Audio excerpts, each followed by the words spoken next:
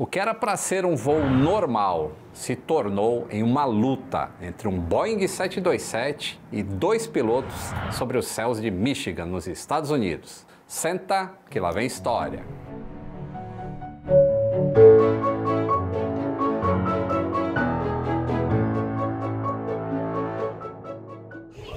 Saudações aeronáuticas, tudo bem com vocês?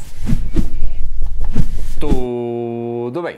Na noite de 4 de abril de 1979, 82 passageiros se preparavam para partir do aeroporto JFK. Era o voo 841 da TWA. O voo duraria aproximadamente 2 horas e meia e seria operado por um Boeing 727-100, de matrícula November 840 Tango Whiskey. Essa aeronave foi entregue da Boeing para a TWA. E foi em julho de 1965. E nunca tinha voado por nenhum outro operador, a não ser a própria TWA.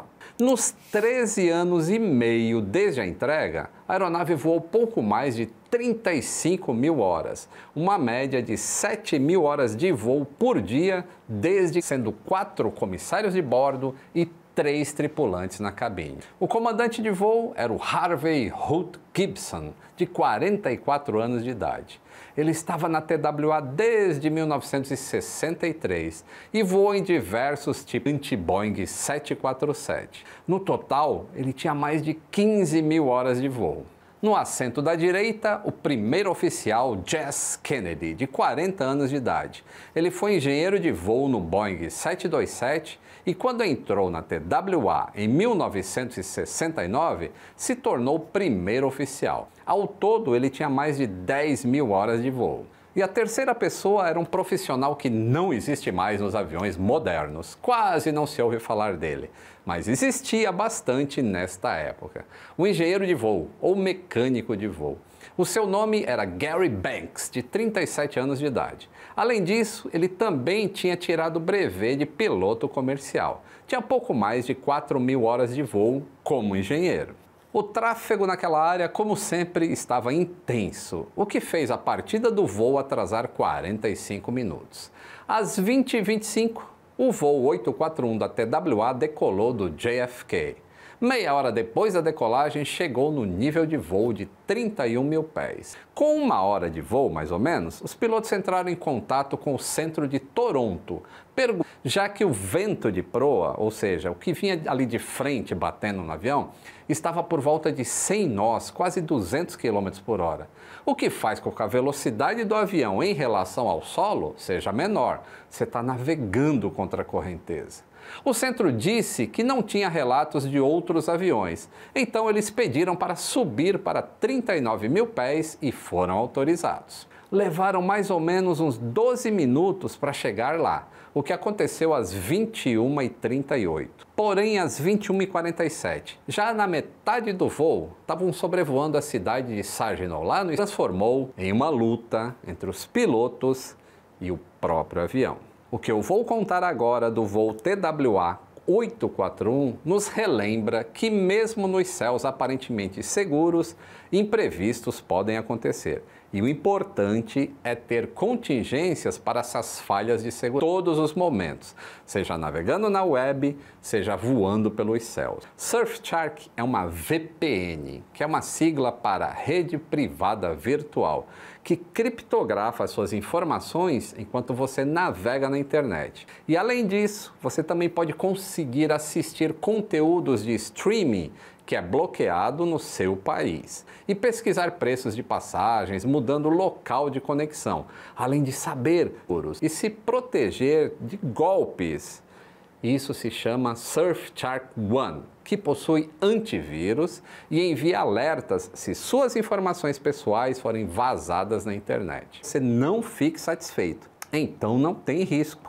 Clique no link que está na descrição e use o meu cupom AVIões e ganhe 3 meses adicionais grátis. Garanta sua segurança com a Surfshark. Voltando para a nossa história e o que estava acontecendo lá na cabine.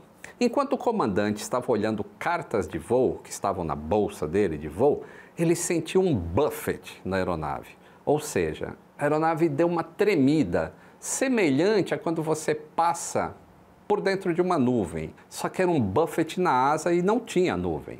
E o piloto automático estava fazendo uma curva para a esquerda e o manche também estava virado para o lado esquerdo. Só que o indicador de atitude do avião estava mostrando uma indicação de como o avião estivesse fazendo uma curva para a direita e a aeronave continuava para esse lado. Ou seja, piloto automático mandando o avião para a esquerda, o manche virado para a esquerda e o avião virando para a direita. O que está acontecendo? Então, neste momento, o piloto desligou o piloto automático e passou a aplicar mais controles do aileron para o lado esquerdo. Então, ele também aplicou o leme para a esquerda e também não funcionou. Os pilotos sabiam que se o avião continuasse a virar como estava para o lado direito, ele iria ficar invertido e mergulhar. Então, antes que isso acontecesse, eles reduziram os motores para marcha lenta. Assim que eles fizeram isso, a aeronave girou ainda mais para a direita. O comandante pediu para o primeiro oficial para que ele levantasse o speed brake, mas o primeiro oficial nave no solo. Então, o comandante levantou o speed brake ele mesmo e a aeronave não reagiu. Então, ele abaixou e levantou outra vez. E nada. A descida era tão intensa que os pilotos mal conseguiam ler os instrumentos no painel. Eles só conseguiam ver as luzes da cidade se aproximando rapidamente. O avião estava... Então o comandante estimou que eles estavam na altitude de 15 mil pés, ainda descendo muito rápido. Apesar disso, o comandante aliviou a pressão no manche e nos comandos. E quando isso aconteceu, eles estavam apenas usando a Lua como referência, eles finalmente nivelaram o avião e subiram até 13 mil pés. Essa descida inteira durou 1 minuto e 3 segundos e o avião desceu 34 mil pés, com o 727 suportando uma força de até 6 Gs, ou seja, 6 vezes a força da gravidade. 6 Gs e meio não é bolinho não, viu? É muita coisa, principalmente para um passageiro normal que nunca passou por uma força dessa. A gente não sabe quanto tempo essa força ocorreu e o tempo a sair de última geração, eles são obrigados e treinados a suportar forças de até 10 Gs, 10 vezes a força da gravidade, mas é por 30 segundos, 45 segundos e depois disso a pessoa desmaia porque ela não consegue ficar todo esse tempo combatendo a força G. O que é o G? O G é você multiplicar a força que a gravidade está fazendo em você. Eu peso 80 quilos. Então, em 1 G, eu estou sentindo uma força de 80 quilos sobre mim. 2 Gs seriam 160 quilos. Aí o meu coração já tem que bater mais rápido para o sangue. 180 quilos durante aquele intervalo de tempo. É muita força. E somente 8 pessoas se machucaram nesse voo e o relatório só fala que é por causa das forças G. Mas a gente não sabe se essas pessoas estavam em pé ou não, se elas estavam com cinto de segurança ou não, porque era um voo de cruzeiro já. Então fica essa dúvida aí que o relatório não explica também. Com o controle do avião recuperado, soou um alerta de problemas em um dos sistemas hidráulicos e que o yaw damper inferior estava desativado. Então eles decidiram não seguir mais o voo para Minneapolis, claro, e alternaram para o aeroporto mais próximo de Detroit, que estava a mais ou menos 150 quilômetros de onde eles estavam naquele momento. Mas no pouso, quando estenderam os flaps, a aeronave começou a virar para a esquerda. Então o comandante decidiu, não vamos mais mexer em nada no avião, vamos pousar sem flap mesmo, que pelo menos assim a gente consegue controle. E o pouso aconteceu às 22h31. 8 passageiros precisaram de atendimento médico por causa da força G envolvida nas manobras, e os demais não se feriram. O Boeing 727 foi reparado, voltou a voar e ficou na TWA até março de 1988, quando foi convertido para cargueiro e passou por diversas empresas, entre elas a Charter America. Em 2005, ele foi vendido para a Tropical Air Trading Company, que só removeu o nome da empresa anterior. E só um ano depois, em 2006, a aeronave foi apreendida no aeroporto de Por Lamar, na Venezuela. Ou seja, voou pra caramba depois disso, hein? Por 10 anos, ele ficou em um pátio do aeroporto, quando em algum momento, entre julho e outubro de 2016, foi levado para um descampado próximo à pista 27 da direita e desde então sofre lá com a ação do tempo. Está abandonado. Mas o que teria causado essa queda de 34 mil pés em 1 minuto? A resposta a essa pergunta deu início ao que, na época, foi a investigação mais longa da história do NTSB, com o relatório saindo somente do incidente. Este prazo, hoje em dia, é até comum, mas para a época foi um marco.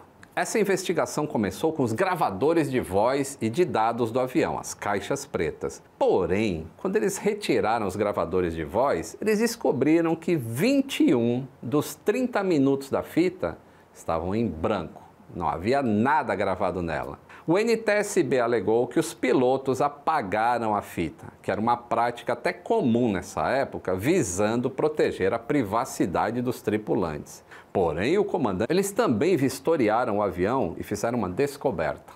Um dos leading edge slats, aqueles flapzinho que fica na frente da asa, o de número 7, junto com o atuador, estavam faltando, não estavam no avião. E também encontraram partes da asa raspada. Além disso, um dos spoilers, o de número 10, e uma das canoas do flap também estavam faltando no avião. E encontraram um spoiler rasgado próximo aos fixadores da asa na fuselagem, além de vazamento de combustível e outros danos. Na cabine, várias máscaras de oxigênio caíram, um PSU de passageiros, que é onde fica a iluminação e tudo mais, estava quebrado juntamente com uma janela. Mas se a aeronave estava em voo de cruzeiro, que é uma fase de voo onde a asa do avião tem de estar a mais limpa possível para gerar sustentação e a velocidade que o avião precisa para se manter no ar, por que o slat quebrou? De acordo com rumores da época, era comum que os pilotos de 727 estendessem os flaps e slats em cruzeiro, ao mesmo tempo em que eles puxavam um circuit breaker de controle para que essas superfícies não se mexessem, não fossem recolhidas.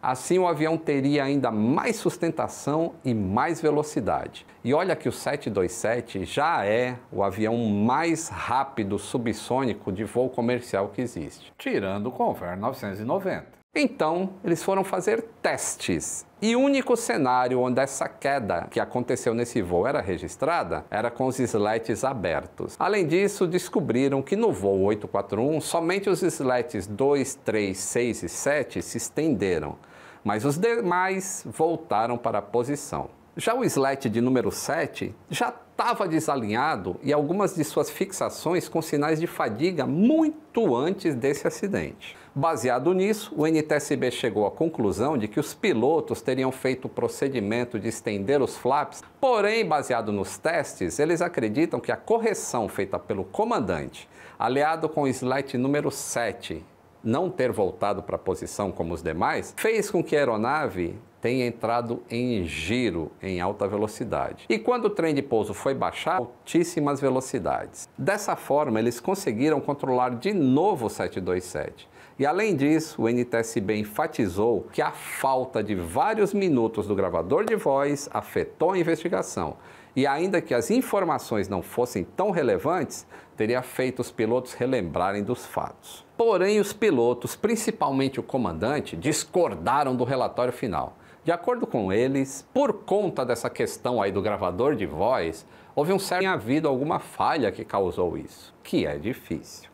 Por conta disso, eles só foram ouvidos sobre os fatos uma vez. O comandante Gibson sempre disse que nunca deu nenhum comando de flap durante o voo. E segundo ele, o acidente teria sido causado por uma falha do atuador do slat. Algo que o NTSB até colocou no relatório, mas nenhum foi esclarecido, se foi por ação da tripulação ou se foi acidentalmente. Depois que o relatório foi publicado, ele e a ALPA, a Associação dos Pilotos de Linha Aérea, que é a maior associação do mundo, entraram com diversas apelações ao NTSB entre 1983 e 1995, há mais de 10 anos, e depois a um tribunal de apelações.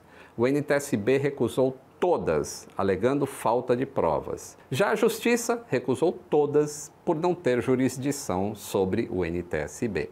A ALPA também enviou uma petição em 1990 para reconsiderar o caso. E nessa petição, eles alegam falhas na investigação. Além disso, como causa provável, eles disseram que houve problemas com o aileron e com o leme, o que fizeram a aeronave perder o controle. E por causa disso, o slat teria se aberto em voo. Bom, pelas linhas de investigação, geralmente o caminho ou falhas múltiplas acontecerem em voo são muito difíceis. Essa apelação da ALPA e dos pilotos implicaria em que o avião tivesse múltiplas falhas de controle de voo para que acontecesse o que eles alegam. E o relatório oficial, portanto, acabou saindo como erro do piloto, ou erro humano. Porém, ainda existe muitas dúvidas por parte da ALPA e dos pilotos se essa investigação foi justa e correta. E essas dúvidas jamais serão respondidas. Hoje em dia, a investigação de acidentes aéreos evoluiu e com mais tecnologias e ferramentas à disposição dos investigadores, divergências desse tipo que aconteceram aí lá nos anos 80 não acontecem mais. Os gravadores de dados e de voz também evoluíram, assim como a cultura de segurança e a mentalidade também dos investigadores e dos pilotos. A investigação também ficou muito mais isenta ao longo do tempo, focando nos fatores e nas causas, tomando bastante cuidado com o tipo de premissa que é assumida. Até porque um dos princípios de todos os órgãos investigadores ao redor do mundo, todos, não é o de apontar culpados, e sim contribuir para a melhoria da segurança na aviação. Também é importante mencionar que hoje em dia um incidente como esse jamais aconteceria. Simetria entre superfícies da asa e dão diagnóstico. Então, deixa o like se você gostou de conhecer essa história. Se inscreva no canal se não for inscrito. Considere apoiar, é clicar aí no botão Seja Membro, além de contribuir para sempre junto com esses amigos. Bom, um grande abraço e até o próximo voo!